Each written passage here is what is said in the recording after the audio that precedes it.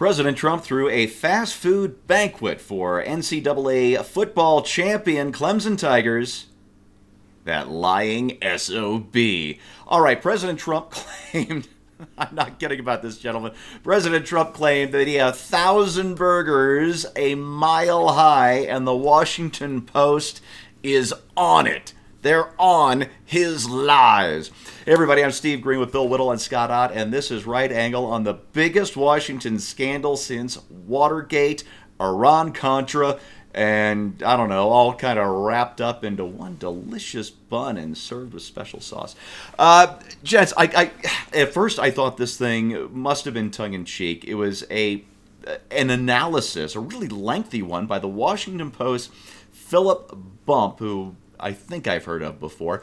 He actually did a fact check. At 2 inches high, 1,000 burgers would not reach 1 mile high. And then, in fact, there were only about 300 or so hamburgers, filet of fish sandwiches, Domino's pizzas, and all the rest. Will the lies never stop from this psychotic imposter? Exactly. There's a seating chart. Maybe we can put this up on the screen. Not a seating chart, a table chart showing exactly. This piece must have been 1,000 words and a lot of math and pictures and diagrams and charts. As I said backstage a while ago, it's like the Babylon Bee had $1 million budget to cover this breaking vital news story. Scott, I suppose that leaves the question: is this why we hate the media? No, this is why we love the media. Yeah? This is the kind of story that we just gobble up, forgive the analogy. Here's the key, though, Steve, and I think you're overlooking this. You Okay. may think this is a trivial matter, but if the president will lie about cheeseburgers, what really happened with the Russians? When he says no collusion, does that literally mean no collusion? Or is it like a mile-high stack of cheeseburgers where it doesn't literally mean a mile high, there were just a lot of cheeseburgers? So this is why the Washington Post has done the right thing to flood the zone on this story. I think it is fascinating how there is no moment too small for them to continue to push the same narrative. This is not a new story, by the way. This is just the same story that they write every day, and it just has different characters, different props, and things like that. But the ultimate thrust of this is their fact checker department, so-called, their fact checking reporter at the Washington Post, has thus far in the Trump administration documented some 7,000 lies that the president has told and awarded him many, many Pinocchios, including creating a new category of Pinocchios just for Trump lies. So this is just another opportunity to reinforce the narrative that they're saying he will lie about anything and everything. Now, of course, the average American will look at this story and say a mile-high stack of hamburgers means there were a lot of hamburgers. Nobody literally thought, wow, whoa. 5,280 feet of hamburgers.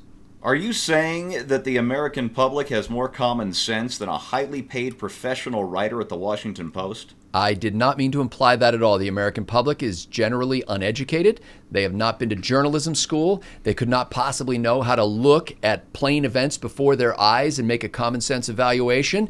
They are relying upon the research done by professional journalists to help them with layers and this. layers of fact checkers and editors Correct. and so on to ensure accuracy. This is why I sleep so much better at night now. It's not just the bourbon, scotch, and vodka. Bill, when I first saw Philip Bump's report, I was convinced it had to be tongue-in-cheek, except it's so very dry. And also, the thing that made me go, no, wait a minute, I think the Washington Post really means this, is they had another one of their writers, Maura, I hope I'm pronouncing your last name correctly, Judkis. She wrote a lengthy analysis piece, not with so much the facts and figures, but I've got to read this conclusion to you that is so uptight and straight-laced that you have to know the Washington Post literally had their panties in a wad over this story. She writes, President Obama was mocked for his love of arugula, you'll recall. Republicans want meat. Damn right we do. Salads are a feat, but our salad days have been topped with Russian dressing, or special sauce. And Wow. now they're over. What the picture seems to evoke as well are the banquet scenes from Sofia Coppola's Marie Antoinette, a leader who inflicts more harm as he tries to sympathize with his constituents' struggles. Let them eat burgers. Did you say this was written by Maya Angelou? This is the Washington Post, Maura Judkis, just on a this is as over the top as I can possibly imagine. So, Bill, I suppose I have a variation of Scott's question for you. When the Washington Post takes a story like this so seriously, how are we supposed to take them seriously? Well, I think, as you mentioned in the setup, we all remember where we were when Challenger exploded and Columbia disintegrated, and I knew where exactly I was when I heard the Princess Di had died. But not only did this news of Trump lying about the thousands of hamburgers when there are only hundreds of them, that's the point that's the point I reached when I just said I just can't support this man anymore. Dissembling the deep state, trying to bring some kind of accountability to the Justice Department, a 3 or 4% growth in the economy, record unemployment figures, good ones, record employment, I should say, for blacks and Hispanics, the defeat of ISIS in just a few months, the restoration of the American military. All of these things are nice, but how can you support a guy who lies like that? What I find interesting is that you say that story about how we're giving these people that are things that are bad for them. That was the Washington Post, did you say? That was the Washington Post. How many players showed up from Clemson? 40 maybe, something like that? Something like that, yeah. So I'd be willing to bet you that if you were to take the 40 fittest people who worked at the Washington Post, not one of them would become even close to the slowest, weakest, fattest member of the Clemson Tigers. And I have a fair degree of confidence that this is correct. These burger gulping, invalids who are just lurching to the grave, because they've consumed French fries, while the arugula eating, hemp seed granola crowd is fainting dead away with the vapors. Is all you need to know about. And this story is actually so deep and so interesting that I am also going to dedicate my right angle. I can't wait this week to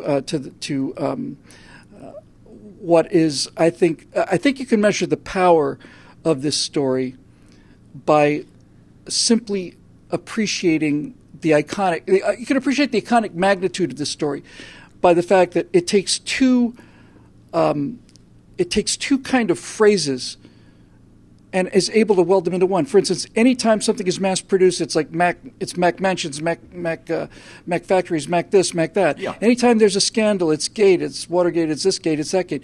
But Macgate is it's like meta. It's meta Macgate. It's Mick McDonald's Gate. My angle is going to be on the fundamental contempt that journalists and the Washington elites have, not just for Donald Trump and not just for McDonald's, but for people who eat McDonald's, who are in every way healthier than they are. At least these guys are. I'm not saying that the Clemson Tigers, got where they are on a 100% diet of McDonald's. But then again, Donald Trump didn't feed them a 100% diet of McDonald's. He brought these guys to the White House and gave big, strong American boys a long line of cheeseburgers and French fries. And if this writer actually thinks that they would have been more honored by arugula bar and all you can eat pesto wraps and soy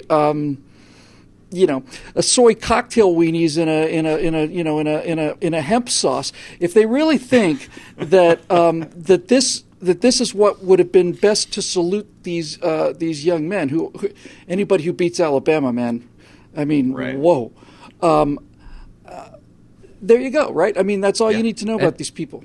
But Steve and Bill both, I think there is something you have not considered. The 2020 election for president is right around the corner. And you all can recall how President Trump essentially undercut Hillary Clinton by bringing in Bill Clinton's sexual molestation accusers and putting them in the front row at the debate. I can easily see the Democratic challenger against President Trump, Hillary Beto O'Biden, who's going to, who will actually upstage President Trump by having a stack of cheeseburgers a mile high there in the debate hall. And it will just tower over President Trump and show him for the liar that he is. And it'll tower over him by 5,272 feet. Yeah, something like that. And that whole thing. It's just a great story. And to me, again, what the paper is doing, and we'll get into more in my episode, is they're showing their sneering contempt for mustard and ketchup packets in the Oval Office, and what they're claiming is that this is harming these fine young youths. Who grew up on bean sprouts and alfalfa shakes, and I just was hoping, since we're talking about the 2020 elections, it'd be my hope that Hillary Beto O'Biden gets a chance to point and say, look what these hamburgers have done to these young men. These 6'7", 200-pound granite pieces of moving sheet muscle that can run a 100-yard dash in 4.9 and are making six-figure salaries in the pros by that point. And who can basically run at the side of a bus and have the bus tip over and have them to just go butt each other and just go back and forth and run back and do it again. Yeah, this is smart strategy on the part of the Democrats, and I want to get on the oikophobic angle, which we will do shortly. Oh, that's going to be. I was told there would be no Greek. And oikophobia. There's a difference between oikophobia and oinkophobia. Totally. Oikophobia is the fear of the known, and oinkophobia is the fear of the McRib sandwich. Of the other white meat. Yes, that's right. Yes, and this is the thing that I think we're going to have to straighten out for our viewers. We'll get that in your segment. Right now, I just like to quote Woody Harrelson in my all-time favorite episode of Cheers. "You're going to really taste the kale." Was that the episode where Cliff breeds these new? He breeds two vegetables. He breeds the beet and the rutabaga, and he makes the beetabaga.